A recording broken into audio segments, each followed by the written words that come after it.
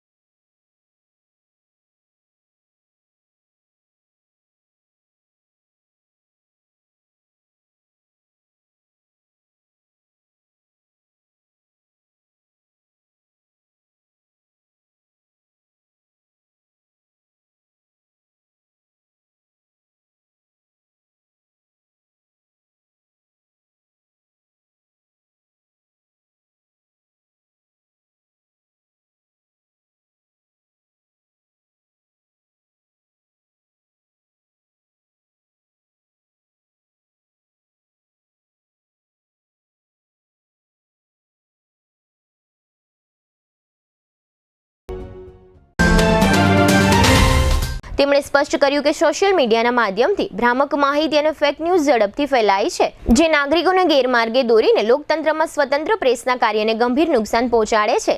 તેમણે paid news અને જાહેરાતોનું મિશ્રણ તેમજ વ્યાપારી હિતોના વર્ચસ્વનો પણ ઉલ્લેખ કર્યો, જે શુદ્ધ ન્યૂઝ રિપોર્ટિંગ અને પ્રેસની સ્વતંત્રતા વચ્ચેની ભેદરેખાને ધૂંધળી બનાવી પત્રકારિતાની અખંડિતતા નબળી પાડી રહ્યા છે।